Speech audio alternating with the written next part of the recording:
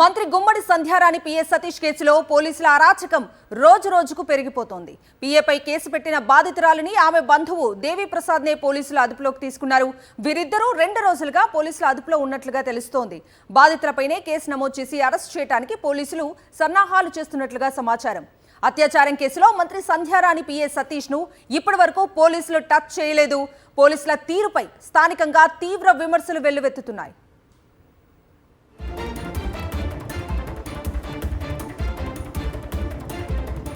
ఇదే అంశానికి సంబంధించి పూర్తి డీటెయిల్స్ మా ప్రతినిధి యుగంధర్ అడిగి తెలుసుకుందాం. యుగంధర్. కవిత, వెరీ గుడ్ మార్నింగ్. గుమ్మడి సంధ్యారాణి పిఏ సతీష్ కేసులో కీలక పరిణామం చోటు చేసుకుంది. సతీష్ పైన సాలూరుకి చెందినటువంటి ఒక ఎంపీడీఓ కార్యాలయం సబార్డినేట్ ఫిర్యాదు చేశారు. అత్యాచారం చేశారని, తనతో పాటు అసభ్యంగా వాట్సాప్ చాటింగ్లు చేశారని, దీంట్లో టీడీపీకి చెందినటువంటి కీలకమైనటువంటి మంత్రులు కానీ లేకపోతే మంత్రుల కుమారులు కూడా ఉన్నారని చెప్పి ఆమె ఫిర్యాదులో పేర్కొన్నారు.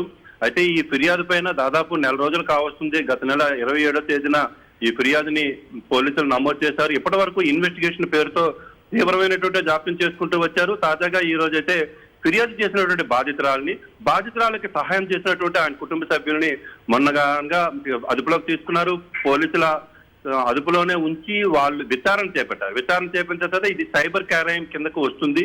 వాట్సాప్ చాటింగ్ ని బయటికి విడిచిపెట్టి అది మీడియా ద్వారా ప్రచారం చేసినందుకు గాను వీళ్ళ మీద కేసులు నమోదు చేసి వీళ్ళిద్దరిని కూడా అరెస్ట్ చేసినటువంటి పరిస్థితి కనిపిస్తుంది. మరోవైపు పిఏ సతీష్ అయితే మాత్రం చాలా స్వేచ్ఛగా తిరుగుతున్నటువంటి పరిస్థితి ఉంది. పిఏ సతీష్ ఇంతవరకు పోలీసులు టచ్ చేయలేదు.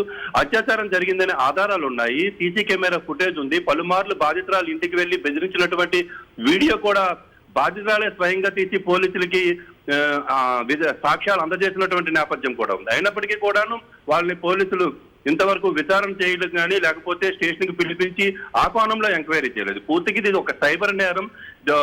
గుమ్మడి సంధ్యారాణి పైన వాట్సాప్ చాటింగ్ల ద్వారా అసత్య ప్రచారాలు చేస్తున్నారు, ఆమె ప్రతిష్టకు భంగం కలిగిస్తున్నారనే రీతిలో ఈ కేసును నమోదు చేసి ఈ రోజున అరెస్టు చూపించడం జరుగుతోంది.